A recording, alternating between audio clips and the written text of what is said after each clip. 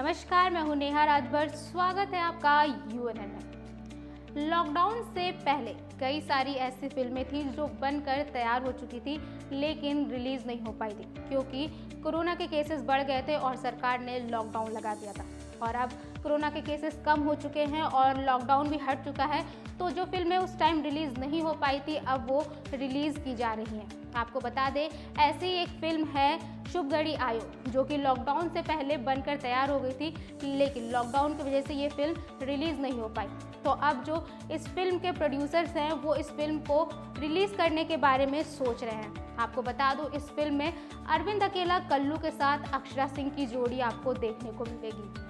तो इसी सिलसिले में आज हमने इस फिल्म के जो प्रोड्यूसर है अभिषेक श्रीवास्तव और फिल्म के जो डायरेक्टर हैं चंदन उपाध्याय, उनसे इस फिल्म के बारे में बात किया कि फिल्म की स्टोरी क्या है, फिल्म में क्या खास है। तो आइए देखते हैं।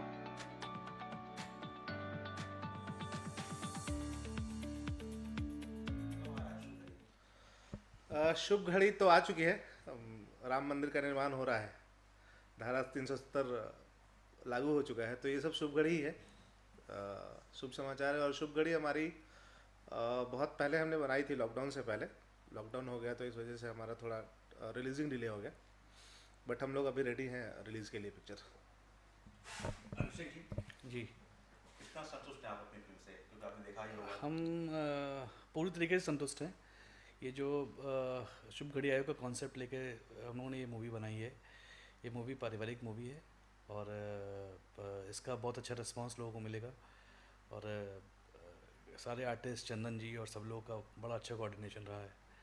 लॉकडाउन की वजह से थोड़ा डिले हो गया, अदरवाइज सब लोग इसका भी आनंद ले रहे होते।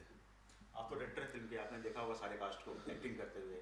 तो कल्लू जी की जोड़ी, अक्षय जोड़ी, एज ए डायरेक्टर नहीं पूछ रहा हूँ आपसे, मैं एज ए दर्शक पूछ रहा हूँ, कैसी है honestly? बहुत अच्छी है।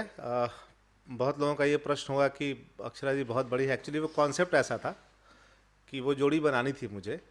वो कॉन्सेप्ट ही ऐसा था कि वो उसमें लड़की बड़ी होती है उम्र में और लड़का छोटा होता है, तो जान के वो कास्टिंग ही किया गया था। ऐसा नहीं कि हमने कुछ प्लान करके स्टारकास्ट के हिसाब से किया था। वो उम्र को देखते हुए हमने वो किया था कि कल्लू बहुत जूनियर हैं अक्षरा जी से, तो वो कॉन्सेप्ट था, इसके हिसाब से हमने उनको कास्ट किया था। और बहुत अच्छा, मतलब जिस चीज़ के लिए हम दोनों को लाया था वो पूरा जस्टिफिकेशन दोनों ने किया है अपने अपने कैरेक्टर में, तो बहुत कमाल लग रहा है।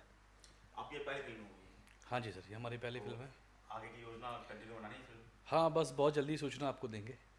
कुछ चीज़ें मेरा बेसिकली कंस्ट्रक्शन केमिकल का बिजनेस है, रियल एस्टेट का बिजनेस है, इन प्रोडक्शन हाउस में रह चुका हूँ मैं। मेरा लास्ट 20 ईयर्स का एक्सपीरियंस है। मैं कुछ जॉब में भी था और चंदन जी के साथ मिलकर हमने पहले पिक्चर प्लान की है और दूसरे पिक्चर पे वर्किंग कर रहे हैं। बहुत जल्दी इसकी गुड न्यूज़ देंगे आप लोग को। दर्शकों से क्या कहना चाहेंगे शुभ घड़ी आयो के बारे में कुछ? दर्शकों से यही कहना चाहेंगे कि आप लोग हमेशा बोलते हैं कि अच्छी फिल्में नहीं आ रही हैं भोजपुरी में, तो आप जाके शुभ घड़ी आयो जब भी लगे थिएटर में, हम लोग जल्दी डेट अनाउंस करेंगे उसका, तो जब भी वो फिल्म लगे तो आप लोग एक बार जाके ज़रूर देखिए। और उसके बाद अगर आपको शिकायत मिले कि भोजपुरी में अच्छी फिल्में नहीं बनती है, तो फिर मैं बोलूँगा कि हाँ नहीं अच्छी लगती। मैंने बहुत अच्छी फिल्म बनाई है। और आजकल जो लोग पैटर्न पे आयुष्मान खुराना की फिल्में देखना पसंद करते हैं या फिर राजकुमार राव की फिल्में देखना पसंद करते हैं, उस कॉन्सेप्ट को लेके हम लोगों ने प्लान किया। और एक डिफरेंट टाइप का लगेगा आपको कि भोजपुरी है, हमारे समाज की फिल्म है और आम जो ग्रामीण परिवेश की फिल्म होती है वो है, तो दर्शकों को बहुत अच्छी लगेगी। और मैं यही अपील करूँगा दर्शकों से कि जब भी हम डेट अनाउंस कर रहे हैं फिल्म का, तो आप थिएटर में जाइए और आपको बड़ा मज़ा आएगा थिएटर में।